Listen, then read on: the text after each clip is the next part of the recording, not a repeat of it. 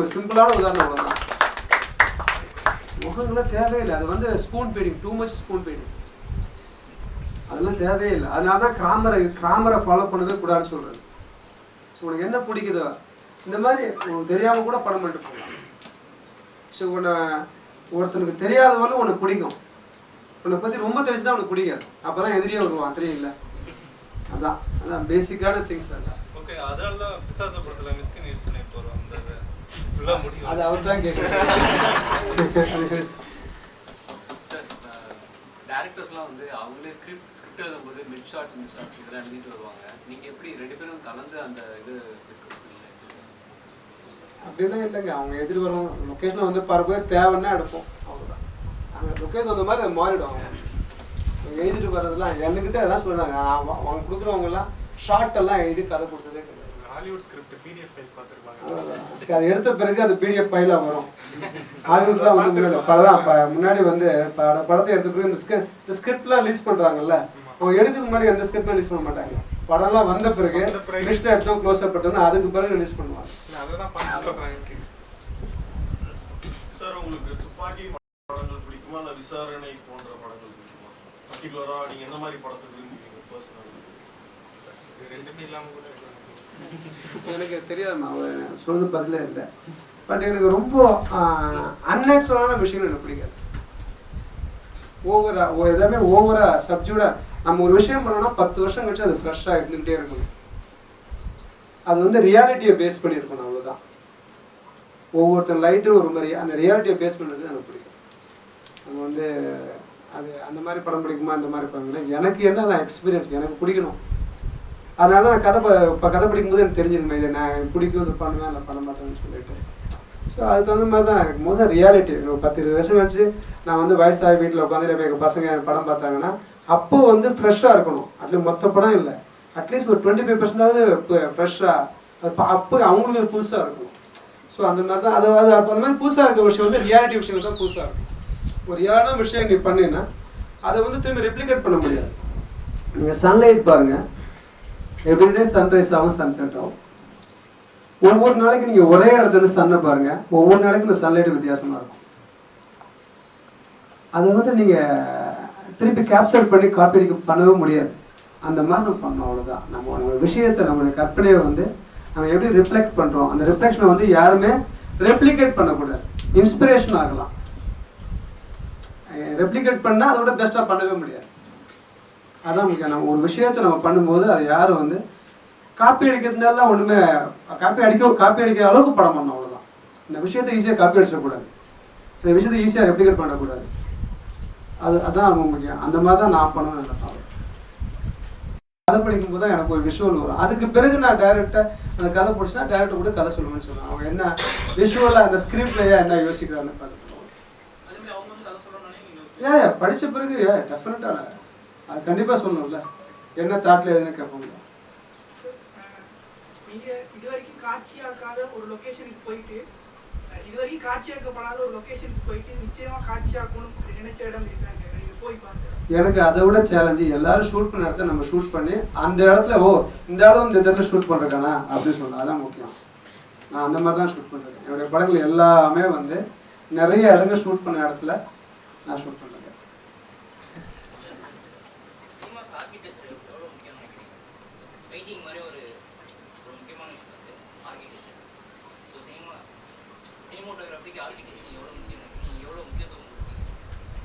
நம்ம ஏன் சினிமாவை செட்டு போடுறாங்கன்னு சொல்றோம், ஏன் ஆர்கிடெக்சர் பில்டிங் கட்டான்னு ஏன் சொல்ல மாட்டேங்கிறோம்?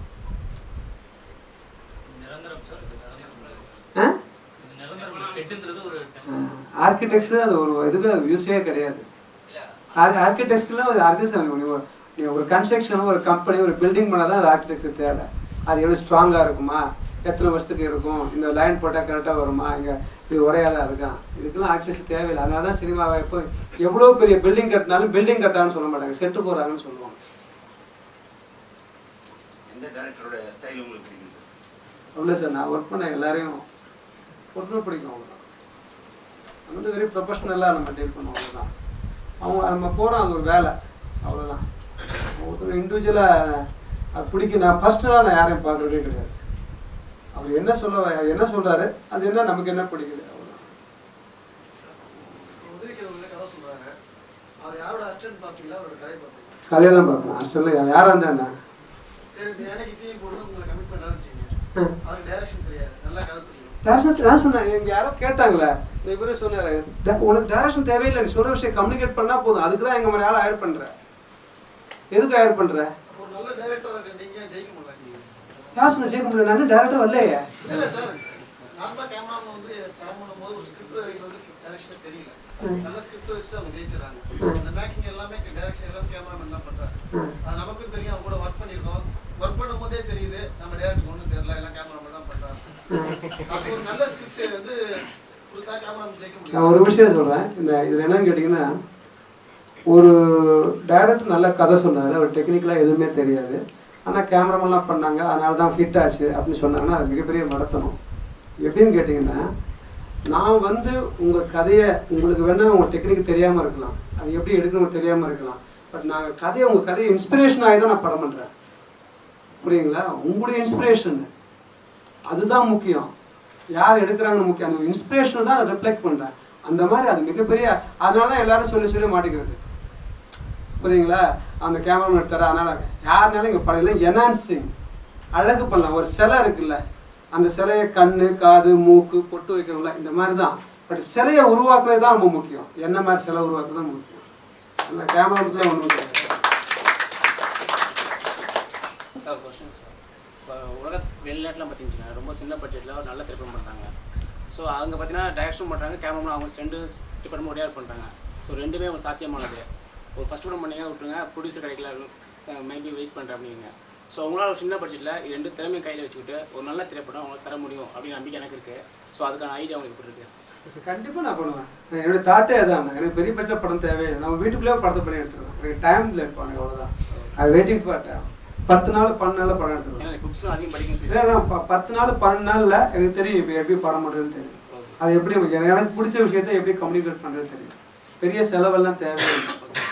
ஒரே ஒரு கேமரா வச்சுட்டு ஒரு வீட்டுக்குள்ளேயே படத்தை எடுத்துடலாம். நம்முடைய வாழ்க்கையை பண்ணுறது நம்ம என்னன்னா, நம்ம அதான் வெளியே யோசிக்கும் போது தான் மாட்டிக்கிறோம். நம்ம தான் இந்த அமெரிக்க சினிமாங்களை படம் பார்த்து அந்த மாதிரி படம் பண்ணணும், அந்த மாதிரி படம் பண்ணணும், அந்த மாதிரி படம் பண்ணணும், நமக்குள்ள விஷயங்கள் வந்து விட்டுறோம். ஸோ இது மாதிரி பண்ணும்போது என்ன சினிமாவோட வளர்ச்சி அதிகமாகும், தமிழ் சினிமா இருக்கேன்.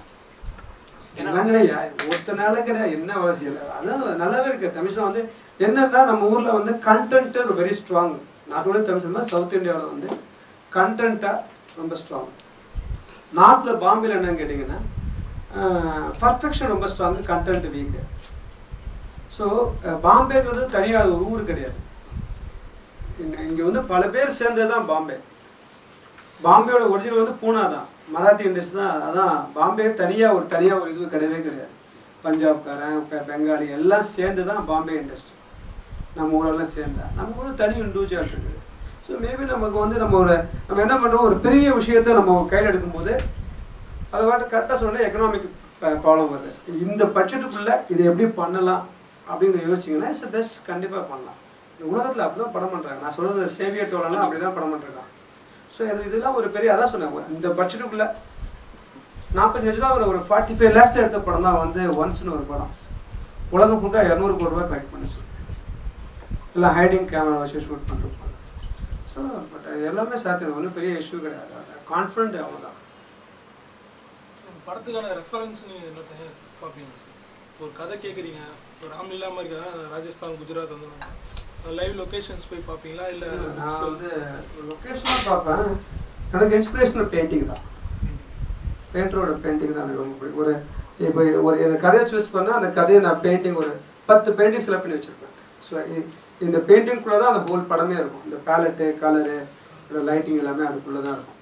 ஸோ வேறு படம் இன்ஸ்பிரேஷன்லாம் கிடையாது. ஜென்ரலாக லொக்கேஷன் போய் நம்ம நினச்சிட்டு போவோம், லொக்கேஷன் பார்க்க போவோம், நல்ல சன்லைட் இருக்கும். ஷூட் பண்ணும்போது மழை வந்துடும், ஆனால் சொல்லி சாப்பிட முடியுமா என்ன? முடியாது. எல்லாத்துக்கும் நம்ம தான், மழை பெய்யும், வெயில் அடிக்கும், எல்லாமே அழகு தான். வெயிலும் அழகு தான், மழையும் அழகு தான், க்ளவுடாக இருந்தாலும் அழகு தான். அதுக்கு நம்ம அடாப்ட் ஆகிடணும், நம்ம மைண்டை ஃப்ரெஷ்ஷாக வச்சுக்கணும். ஸோ எது நடந்தாலும் ஓகே. ஸோ வாருக்கு போகிற மாதிரி தான், anything happen we have to win, no option. அப்படின்னா we can get it. Kodak வெப்சைட்டில் நீங்கள் ராம்லீலாக்காக வந்து டே ஸ்டாக் வந்து நைட்டுக்கு யூஸ் பண்ணலாம், நைட் ஸ்டாக் வந்து டேக்கு யூஸ் பண்ணலாம் போட்டுருக்காங்க. அது அவங்க அப்படி எழுதியிருக்காங்க. நான் வந்து என்னென்னா நான் தான் சொன்ன ஆப்போசிட்டாக யோசிப்பேன். என்னென்னா ஏன் இது தப்பா, ஏன் டேட் ஷார்ட்னா ஏன் டே ஷார்ட்டாக யூஸ் பண்ணணும், ஏன் நைட்டுக்கு யூஸ் பண்ணால் என்ன அப்படி யூஸ் பண்ணதா, வேறு ஒன்றும் கிடையாது. அதுக்கு ஒரு ரீசன்லாம் கிடையாது. அவங்க சொன்னாங்க சரி டே ஷார்ட் தானே, அப்போ நைட்டில் யூஸ் பண்ணுறேன், என்ன நடக்குது பார்க்கலாம், அப்படி யூஸ் பண்ணதா, வேறு ஒன்றும் கிடையாது. நம்ம தானே டிசைன் பண்ணுறோம், மனுஷன் உருவாக்குனா தானே, அதுவாக வந்து ஒன்று வந்துடல. ஸோ அந்த மாதிரி நம்மளா அதை சொல்லி நமக்கு பேர் வச்சிடறோம், இது இப்படி தான் பண்ணணும் அப்படிலாம் கிடையாது. That's you break. சார் டிஜிட்டலில் வந்து ஸ்கின் டோன்ஸ் வந்து கரெக்டான எக்ஸ்போசபிள்லாம் தப்பாகுதுன்றாங்க சார். அது எந்த அளவுக்கு ஒரு சினிமாட்டோகிராஃபருக்கு வந்து சேலஞ்சிங்காக இருக்குது சார் ஸ்கின் டோன்? இல்லை டெக்னிக் உங்களுக்கு தெரிஞ்சால் உங்களுக்கு அந்த ஸ்கின் டோன் ப்ராப்ளம் வராது. நீங்கள் டெக்னிக்காக தரவா அது தெரிஞ்சுன்னா அந்த ப்ராப்ளம் வராது. சார் போஸ்ட்டில் வந்து ஷூட் பண்ணும்போது அதை ஷூட் பண்ணும்போது நீங்கள் கழிச்சா எப்படி எக்ஸ்போஷர் ஷூட் பண்ணிங்கன்னா அந்த பிரச்சனை வரவே வராது. நம்ம என்னென்னா நிறைய பேர் டிஜிட்டலில் ஓவர் கான்ஃபிடென்ட்டில் ஓவர் எக்ஸ்போஸ் பண்ணுவாங்க, அண்டர் எக்ஸ்போஸ் பண்ணுவாங்க. டிஜிட்டல் தான் லைட்டிங் கரெக்டாக ஈவன் பண்ண மாட்டாங்க. ஸோ அதனால் நீங்கள் பாருங்கள் அந்த ஃபிலிமில் இருந்த கேமராமேன் எல்லாம் டிஜிட்டல் பண்ணும்போது குவாலிட்டி நல்லாயிருக்கும். ஏன்னா அவங்களுக்கு தெரிஞ்சிடும், அவங்க அது இப்படி தான் பண்ணணும்னு தெரிஞ்சிடும். ஸோ இவங்க வந்து இப்போ ஓகே எல்லாம் நம்ம டிஏல பண்ணலாம்னு சொல்லிட்டு அது மாதிரி வரவே வராது. மிகப்பெரிய லைட் மீட்டர், நான் ஃபிலிம் இருக்கும்போதே மீட்டர் இல்லாமல் ஷூட் பண்ணுவேன்.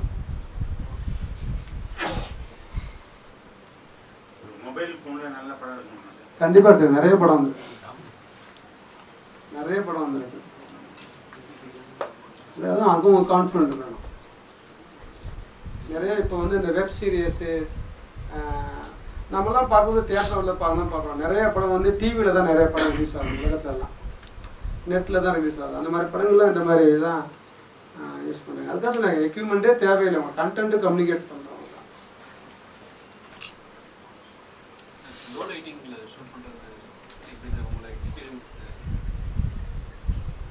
லோ லைட்டிங்னா அப்படி நைட் டைம்ல எடுக்கிறது ரொம்ப டிஃபிகல்ட்டா இருக்கும் சார். ஒன்றும் கிடையவே கிடையாது. அதான் சொல்ல டெக்னிக் தெரிஞ்சால் அது ஏன் உங்களுக்கு டிஃபிகல்ட் ஆகுது. இதில் வந்து கேமராமேன் ஆடியன்ஸ் தான் கேமராமேன் வியூன்னு சொல்லுவாங்க. ஸோ நீங்கள் ஸ்கிரிப்ட் வாங்கும்போது ஒரு ஆடியன்ஸ் வியூவாக பார்ப்பீங்களா, அது ஆடியனாக பார்ப்பீங்களா, ஒரு லாஸ்ட் பெஞ்ச் ஆடியன் மாரி பார்ப்பீங்களா, இல்லை ஒரு கேமராமேன் வைஸாக டெக்னிக்கலாக பார்ப்பீங்களா அந்த ஸ்கிரிப்ட் படிக்கும்போது? நான் அதான் சொல்லிட்டேன், நான் ஸ்கிரிப்ட் படித்தா நான் ஒரு படம் பார்ப்பேன், என்னோட விஷயம் இல்லை அதை எப்படி கன்வெர்ட் பண்ண முடியும் இந்த ஆடியன்ஸோட? அதான் நான் கன்வெர்ட் பண்ண ட்ரை பண்ணுவேன். நான் ஃபஸ்ட்டு சொல்லும்போது சொன்னேன், கேமராமேன் தான் ஃபஸ்ட்டு படம் பார்க்குறான் அந்த ஸ்கிரிப்டை. அதுதான் என்ன பார்க்குறான், அவன் விஷன் பார்க்குறான், அந்த கதைக்குள்ள உலகத்தை அவன் பார்க்குறான் முதல்ல. அப்படி தான் எனக்கு அதான் நான் ஸ்கிரிப்ட் கேட்குறது. டெக்னிக்கலாக கதை சொன்னால் டெக்னிக்கலாக சொல்லுவாங்க, சார் மேலே பறந்தாங்க, லோ ஆகுங்க சார், கட் பண்ணாங்க சார், அதெல்லாம் கதையெல்லாம் இருக்காது. ஸ்கிரிப்டாக இருந்தால் கரெக்டாக நாவல் மாதிரி அப்படி எழுதினாங்கன்னா நாவல் மாதிரி ஸ்கிரிப்ட் கொடுங்கன்னு சொல்லுவேன். ஒரு புக்காக ஸ்கிரிப்டை நாவலாக கொடு அப்படின்னு சொல்லுவேன், எனக்கு புரியணும் அப்படின்னு சொல்லுவேன். ஷார்ட்டெல்லாம் இருக்கக்கூடாது. ஸோ நாவலாக படிக்கும்போது தெரிஞ்சிடும். அதனால தான் நான் வந்து கதை சொல்ல ஸ்ட்ரைட்டாக யார் கதை சொல்ல வந்தாங்கன்னா நான் அவாய்ட் பண்ணுறேன். ஸோ அந்த மாதிரி சொல்லி அழுது அந்த மாதிரி நிறைய பேர் பண்ணிருக்காங்க. வீட்டில் வந்து நடிச்சு அழுது எல்லாம். ஸோ என்ன கதையில் எனக்கு என்ன, நான் தான் ஆடியன்ஸ், நான் படிக்கணும் எப்படி தான் ஆடியன்ஸ் இருப்பாங்க. ஆடியன்ஸ் மணிக்கு போய் நீங்கள் ஸ்கிரீன் போய் நடிச்சுலாம் காமிக்க முடியாது, நான் இப்படி தான் பண்ணலாம் சொல்ல முடியாது. நம்ம அந்த கம்யூனிகேட் பண்ணுறதுக்கு we have to read the script completely, what you understand is most important. அதான் நிறைய பண்ணுறாங்க சார். நீங்கள் சயின்ஸ் அண்ட் மேக்ஸ் தான் தியரி, அந்த மாதிரி ஒரு தியரி சொன்னீங்களா சார்? அதுக்கு எக்ஸாம்பிளாக அந்த தசாவதாரம்ல செகண்ட் ஹாஃப்ல 4 கமல் ஒரே வருவாங்களே சார், அதை எப்படி சார் அச்சீவ் பண்ணீங்க? அது எப்படி சார்? அதெல்லாம் பெரிய அச்சீவே கிடையாது. ஐயோ என்ன இல்லை சார், அந்த மாதிரி பார்த்தது இல்லை. அதெல்லாம் ஒரு ஃபாஸ்ட் வேஸ்டான கொஸ்டின், வேறு ஏதாவது கேள்வி வேஸ்ட் பண்ணாங்க சார். பர்ஃபியில் சொன்னீங்க சார், அது டார்க் ஃபிலிம், ஆனால் நீங்கள் வந்து அது கொஞ்சம் ஹைக்கி லைட்டிங்கில் மாதிரி பண்ணியிருந்தீங்க. இப்போ டேரக்டர் வந்து அவர் விஷனில் இருக்கும்போது அவர் கதையை அவர் எழுதும் போது இந்த மாதிரி ஹைக்கி லைட்டிங்லையா இல்லை அவருக்கு அந்த டார்க் சப்ஜெக்ட்லேயே சொன்னேன். பர்ஃபி வந்து டார்க் ஃபிலிமு. உங்களுக்கு குழந்தை பிறந்தா அந்த குழந்தை வந்து டார்க்காக இருக்குமா, அப்படி எல்லாம் கருப்பாக இருந்தால் கூட குழந்தை வந்து ஒரு செலிப்ரேஷனாக இருக்கும் குழந்தை, அப்படி தான் படம் இருக்கணும்னு அப்படி தான் என்னுடைய விஷயம். I did like that. அப்படிலாம் கிடையாது, அதுதான் என்னுடைய விஷயம் தான். அது பர்ஃபி வந்து என்னுடைய விஷயம். ஸோ என்னோட இமேஜின் என்னவோ அது அவங்களுக்கு பிடிச்சிருந்துச்சு, அதை அப்படியே கண்டினியூ பண்ணி போகணும். ஸ்கிரிப்ட் தான் இம்பார்ட்டன்ட் அப்படின்னு சொன்னீங்க சார். இப்போ சமீபத்தில் தமிழ் படங்களில் வந்து ஸ்கிரிப்டுங்கிறது எது ரொம்ப நல்லா இருந்துச்சு உங்களுடைய பார்வையில்? சில இது எல்லாமே இன்ஸ்பிரேஷனாக இருக்குது, வெஸ்டர்ன் சினிமா இன்ஸ்பிரேஷனாக இருக்குது. ஒரிஜினாலிட்டியாக இல்லை. ஏன்னா நிறைய நம்ம தெரியும், தமிழ் வாழ்க்கை தெரியும். ஸோ நிறைய பார்க்குறேன். அந்த மாதிரி ஒரு கதையாக சொல்லும்போது எனக்கு பெரிய இம்ப்ரெஸ்ஸிங். ஸ்கிரிப்டாக ஒரு படமாக பார்க்கும்போது சில சீன் பிடிக்குது, சில சீன் ஒரு சீன் ஒரு 4 சீன் நல்லா இருக்குது, திரும்ப 5 சீன் சரியில்லை, அந்த மாதிரி இருக்குது. தவிர மற்றபடி ஒரு சீக்வன்ஸாக ஒரு ஃபுல் படமாக பார்க்கும்போது ஒரு நல்ல கதை சொல்லியிருக்காங்க. அதனால ஒன்று ரீசனாக போய் இம்ப்ரெஸ் ஆகும்.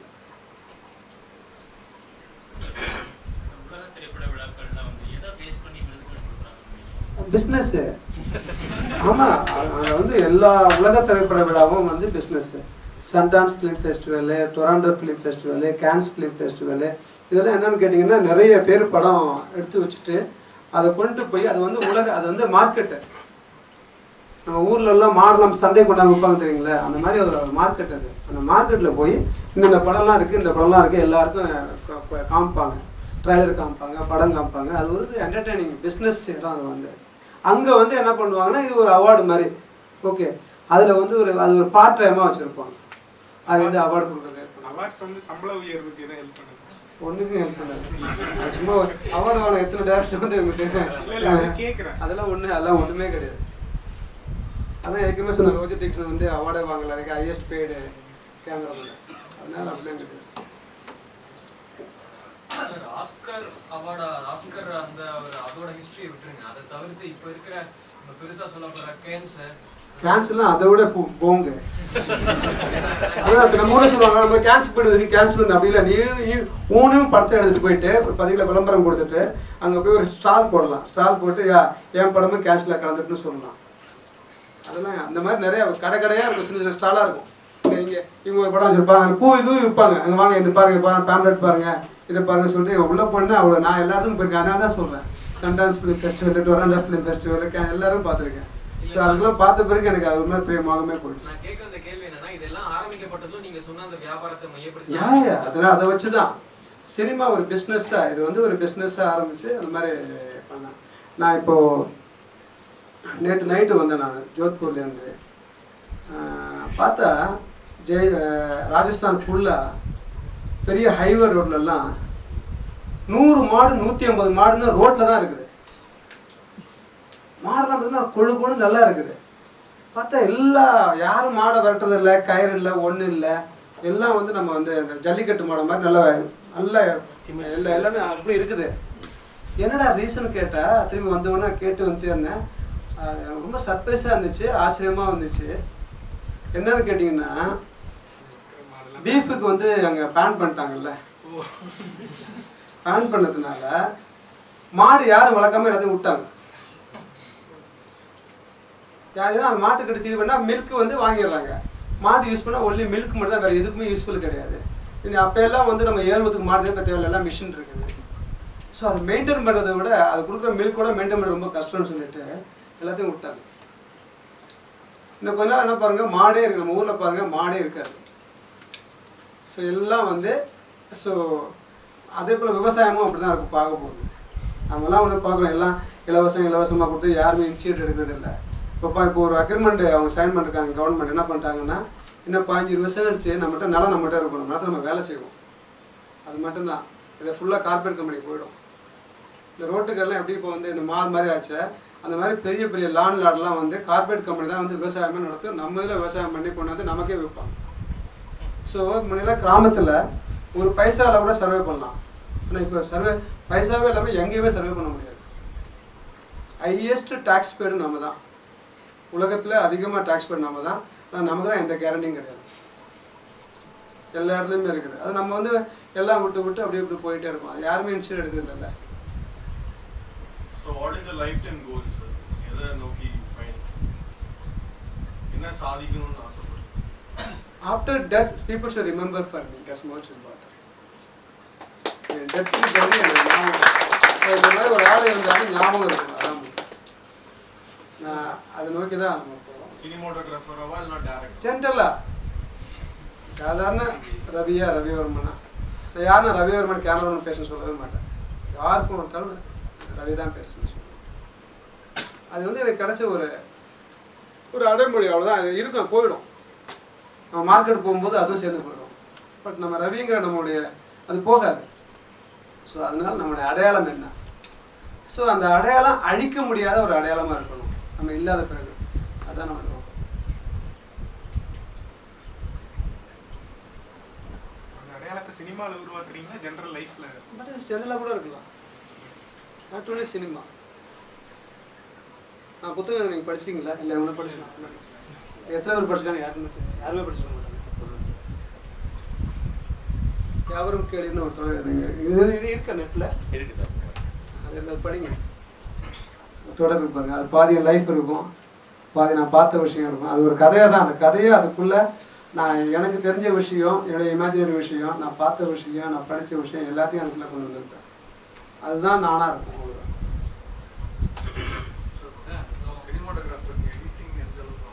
ரொம்ப முக்கியம். இந்த ஷாட் எங்கே அப்போ தான் வந்து டேரக்டர் உங்களுக்கு சண்டையே வராது. சார் அவுட் ஆஃப் ஃபோக்கஸ் ஆச்சு சார் அப்படின்னா இந்த ஷாட் இங்கே தான் யூஸ் பண்ணுவாங்கன்னு எனக்கு தெரியும். ஷார்ட் எடுக்கும்போது ஓகே இந்த ஷார்ட் இதில் தான் யூஸ் பண்ணுவாங்க, இது மாதிரி யூஸ் பண்ண மாட்டாங்க. எடிட்டிங் ரொம்ப முக்கியம். அந்த எடிட்டர் பாயிண்ட் ஆஃப் வியூவில் ஒரு கேமராமேன் இருந்தாலே இஸ் தி பெஸ்ட். ஸோ அவங்க படங்களை அவுட் ஆஃப் ஃபோக்கஸ் கூட அழகாக கொண்டு வந்துடலாம், ஒரு நல்ல விஷயத்துக்கு அதை யூஸ் பண்ணிடலாம். ஜென்ரலாக நான் இப்போ கூட நிறைய புக் அனுப்பேன். அப்படின்னா இந்த ஸ்பெசிஃபிக்காக அந்த புக்கெல்லாம் ஒன்றும் கிடையாது. நான் இப்போ கூட வந்து இந்த இவர் யார், இந்த லீமெடியன் லீமெடியனுடைய ஓனர் இருக்கார்ல, அவருடைய புத்தகம் படிச்சுட்டு வந்தேன். பழனிசாமி டாக்டர். அவருடைய அதனால அப்படியே ஜென்ரலாக படிக்க தான் இருக்கும். சார் இது சினிமா சம்மந்தப்பட்டதில்ல, பர்சனலாக கேட்குறேன். அது நம்ம எல்லா விஷயத்துலையும் வெளிப்படையாக இருந்தோம்னா, நம்ம கோபத்தை எல்லாம் காட்டினோம்னா சமூகத்தில் நம்ம ஒதுக்கி வச்சிடறாங்க. ஆனால் நம்ம அதை பற்றிலாம் கவலைப்படணுமா இல்லை அதெல்லாம் தாண்டி போயிடலாம்? ஓப்பனாக இருக்கணும். ஓப்பனாக இருந்தால் தான் நம்மளை கோபக்காரன். நான் சொல்கிறேன் ஓப்பனாக இருக்கணும். அதுக்காண்டி உங்கள் மூளையை காட்டி ரோட்டில் போடக்கூடாது, விரிச்சிட்டு போயிடுவாங்க. அந்த அளவுக்கு ஓப்பனாக இருக்கக்கூடாது. அதுதான் ரொம்ப சிம்பிள். ஐ எம் ஆல்சோ நான் போல்டான ஆள் தான். நான் நிறைய சண்டை போட்டிருக்கேன், ஸ்ட்ரெயிட்டாக பேசுவேன் பண்ணேன். பட் என்னோட லைஃப் நல்லா தான் இருக்குது, இது ஒன்றும் பிரச்சனையே இல்லையே. அதுக்காக நான் ஃபுல்லாக ஓப்பனாக இருக்க சொல்ல முடியாது. புரியுங்களா? ஒரு லிமிட் வரலும் இருக்கணும். சில விஷயங்கள் என்னன்னா உங்களை பாதிக்காத அளவுக்கு நீங்கள் போய் சொல்லலாம். ஆனால் நீங்கள் போய் சொல்றது அடுத்தவங்களை பாதிக்காத அளவுக்கு நீங்கள் பாருங்க. அதுதான் ரொம்ப முக்கியம். உங்களை பாதிக்காத நீங்கள் போய் சொல்லலாம், ஆனால் நீங்கள் சொல்கிற போய் வந்து அடுத்தவங்களை பாதிக்கக்கூடாது. அதுதான் ரொம்ப முக்கியம். நீங்கள் அதை கண்டுபிடிச்சிங்கன்னா எல்லாம் சூப்பர். இதெல்லாம் பண்ணிட்டீங்கன்னா நார்மலாக யார் கோவம் வரும்? அவனுக்கு செல்ஃப் ரெஸ்பெக்ட் இருக்கும், அவனுக்கு தான் கோவம் வரும். 24 மணி நேரம் ஒருத்தர் நடிக்கான அவனுக்கு கோவம் வரவே வராது. ஸோ அவன் வந்து ஃபேக்காக இருக்கான்னு அர்த்தம். ரொம்ப நீங்கள் ரியாலிட்டியாக இருக்கணும். அப்போ தான் உங்கள் விஷயத்தை நீங்கள் கண்டுபிடிக்க முடியும். நீங்கள் ஓப்பனாக இருக்கணும். உங்களுக்கு என்ன தோணுதோ அதை பேசிடணும்.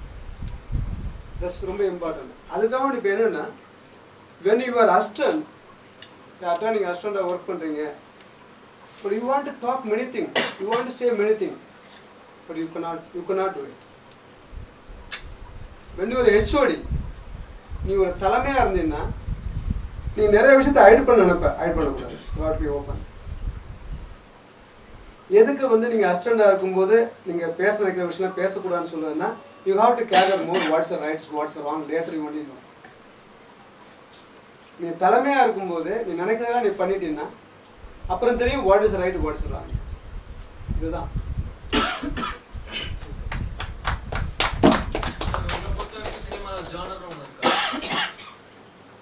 கிராமரே இல்லைன்னா ஜானர் எப்படி இருக்கு?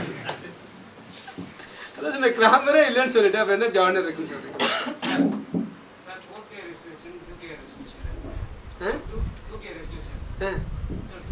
4K என்ன 2K என்ன சொல்லு. அப்போ எதுக்கு 4K ரெசல்யூஷன்? அதான் ஒன்று சார் அவர் கேட்டால் செல்ஃபோனில் படம் பண்ணலாமான்னு கேட்டார்.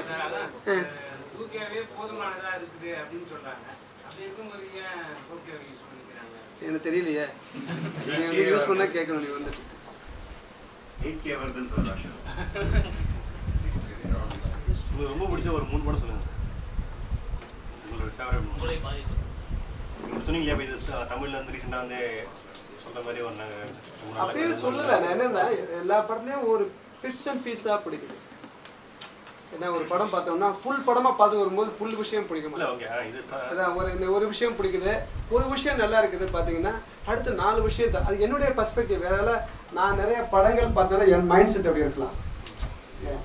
நான் வந்து என்னன்னா அது வந்து தப்புன்னு சொல்ல மாட்டேன். எனக்கு என்ன பிடிக்கும், நான் வந்து படமே பார்க்காம இருந்தப்போ நான் ஃபஸ்ட்டு பார்த்தது வந்து இன்டர்போல் என்று வாழ்க்கை, நான் டூரிங் டாக்ஸில் தான் பார்த்தேன். ஸோ அதுக்கு பிறகு தான் வந்து படம் பார்க்க ஆரம்பித்தேன். ஸோ ஒவ்வொரு லைஃப்பில் எனக்கு அப்போ வந்து அந்த கமர்ஷியல் சினிமாவில் பார்த்தா மொட்டைக்கால பிடிக்கும். அது வந்து ரியாலிட்டியாக இருக்கும். அந்த அந்த சம்மந்தப்பட்ட அந்த மாதிரி இருக்கும். அந்த இதுவெல்லாம் மட்டும் ஜல்லிக்கட்டு பிடிக்கிறவங்க அந்த மாதிரினா அப்படி இருக்கும். இது ரொம்ப வித்தியாசமான சினிமா அந்த காலத்தில் பிடிச்சது. திரும்பி பார் பிடிக்கும்,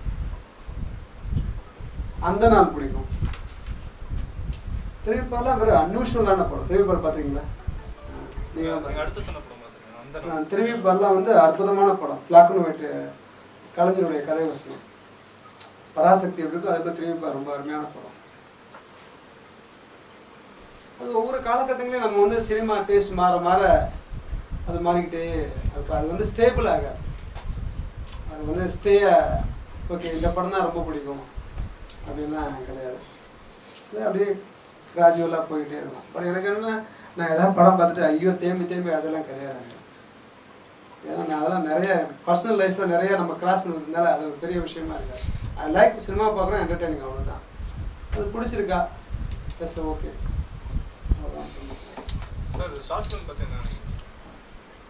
இனிமேல் ஃபியூச்சரில் வந்து ஷார்ட் ஃபிலிம் தான் நிறைய மெயின் ஃபிலிமாக வரும். இப்போ எப்படி 6 மணி நேரம் 3 மணி நேரம் ஆச்சு, 3 மணி நேரம் 2 மணி நேரம் ஆச்சு, 2 மணி நேரம் 1.5 மணி நேரம் ஆச்சு, 1 மணி நேரம் ஆச்சு. அதுபோல் எல்லாருமே வந்து நிறைய டைம் ஸ்பெண்ட் பண்ண மாட்டாங்க. ஸோ நீங்கள் பார்த்தீங்கன்னா இப்போ புக்கு எழுதாங்க பார்த்தீங்களா, முன்னெல்லாம் ஒரு புக்கில் கதை எழுதுனாங்கன்னா 8 பேஜ் 9 பேஜ்லாம் இருக்கும். இப்போ 2 பேஜ் 3 பேஜ் மாதிரி இருக்கா பாருங்க. எப்படி கம்மியாச்சோ அந்த மாதிரி வந்து ஷார்ட் ஸ்டோரிஸு ஷார்ட் ஃபிலிம் எல்லாம் வந்து ஷார்ட் ஃபிலிம்லேயே ஒரு இதெல்லாம் மெயின் ஸ்ட்ரீம் படமாக இருக்கும். இப்போ கூட வந்து தீபா மேத்தா படம் பண்ணிருக்காங்க, நிர்பயாவோட அந்த டெல்லியோட அந்த கேள்வி படம் பண்ணிருக்காங்க. ஸோ அந்த படம் வந்து அது ஷார்ட் ஃபிலிமாக மெயின் ஃபிலிமாக சொல்ல முடியாது, 1.5 மணி நேரம் படம் அது. ஸோ அவங்க என்ன அந்த கதைக்கு அவ்வளோ தான் வரும், அது மாதிரி அப்படி தான் சிஸ்டம் வரும். ஸோ ஒரு கதை எடுத்திங்கன்னா அந்த கதையை எவ்வளோ நேரம் சொல்ல போகிறோம். ஸோ அப்போ என்ன ஆகும்னா ஒரு தியேட்டரில் ஓகே 5 நிமிஷம் ஒரு படம் வரும். அடுத்து வைல்ட் டேல்னு ஒரு படம் இருக்குது, அது ஒரே படத்தில் 4 கதை இருக்கும். 4 படம் ஒரு படமாக இருக்கும். ஒரு படம் வந்து 5 நிமிஷம் இருக்கும், ஒரு படம் 5 நிமிஷம் இருக்கும், ஒரு படம் 1/2 hour இருக்கும், ஒரு படம் 45 minutes இருக்கும். ஸோ அந்த மாதிரி தனித்தனியாக படங்கள் வர ஆரம்பிச்சு. ஸோ நீங்கள் எப்போ அப்புறம் வந்து நம்ம இப்போ இந்த ஸ்க்ரீனில் நான் இப்போ லாஸ்ட் இயர் நான் போனேன் இந்த நேப் ஷோக்கு. இப்போ இந்த சினிமா ஸ்கோப்னா ஸ்க்ரீன் இப்படி இருக்குங்களா, அது என்ன ஒன்று ஆட்டோமேட்டிக்காக நீங்கள் 35mm கூட படத்தை எடுத்து ரிலீஸ் பண்ணலாம். ஸ்க்ரீனே ஆட்டோமேட்டிக்காக ஸ்கூல் சார், அதுக்காக நீங்கள் லன்ச் எல்லாம் மாற்ற தேவையில்லை சார். மெயின் ஃப்யூச்சரில் வந்து தியேட்டரோட வந்து நிறைய அந்த நெட்ஃப்ளிக்ஸு, டிவி, வெப்சைடு, ஸோ இந்த மாதிரி விஷயங்களை தான் வந்து நிறைய கம்யூனிகேட் பண்ணணும். நம்ம வந்து போய் ஸ்பெண்ட் பண்ண மாட்டோம். ஏன் ஸ்பெண்ட் பண்ண மாட்டோம்னா இப்போ நீங்கள் இது போய் சட்டை போய் படம் பார்க்கணுன்னா 1.5 மணி நேரம் படத்துக்கு நீங்கள் வந்து எக்ஸ்ட்ரா 4 மணி நேரம் செலவு பண்ணணும். அது யாரும் போக மாட்டாங்க. அந்த கட்டம்லாம் போயிடுச்சு ஸ்பெசிஃபிக்காக போய் படம் பார்க்குறதுலாம். சாட்டர்டே சண்டே உங்களுக்கு என்டர்டெய்னிங்காக வேண்டி அதுக்கு வேணால் படம் பார்க்குறது, மற்றபடியெல்லாம் அந்த இந்த மாதிரி தான் நிறையா வரும்.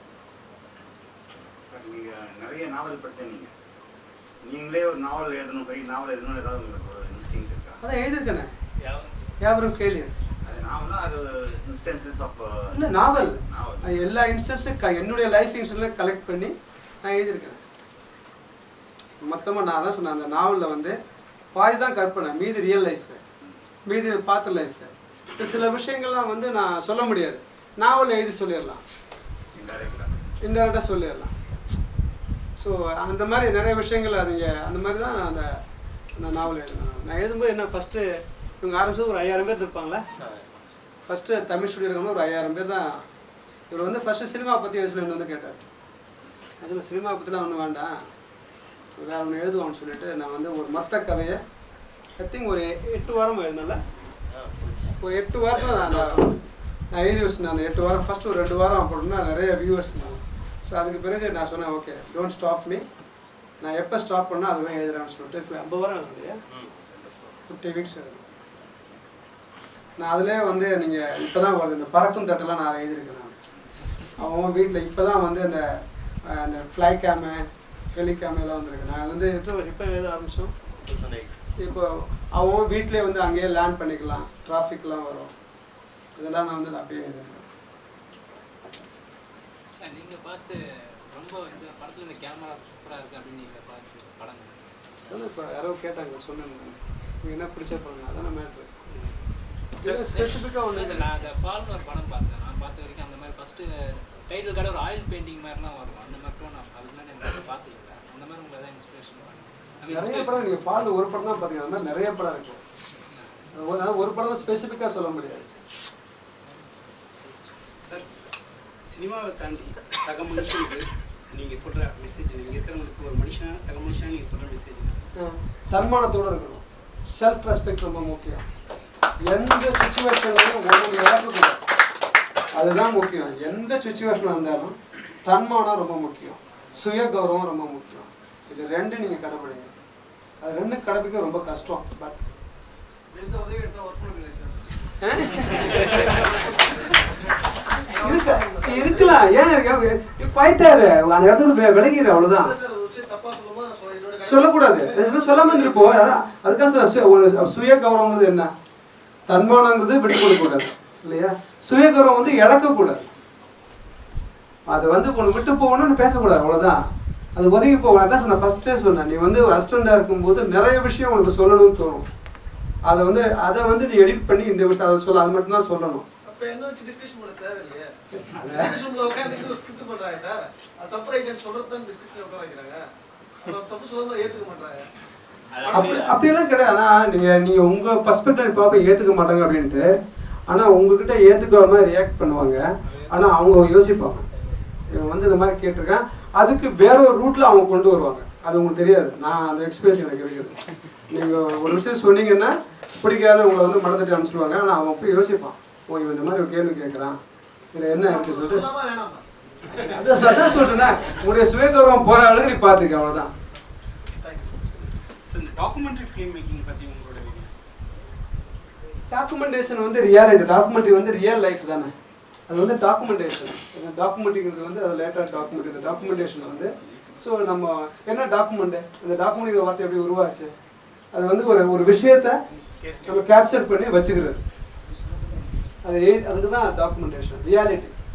ஸோ ரியாலிட்டி ஆல்வேஸ் அது வந்து யாரும் காப்பி பண்ண முடியாது. இப்போ டாக்குமெண்ட்ரி ஃபிலிமில் ஒரு சினிமோட்டோகிராஃபரோட பங்கு எந்த மாதிரி?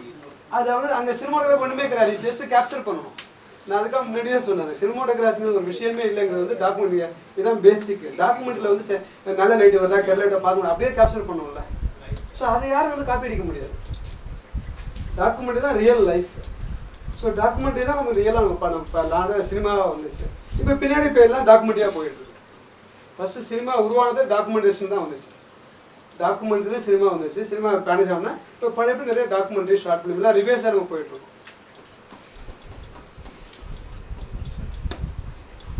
ஓகே ஓகே, நன்றி.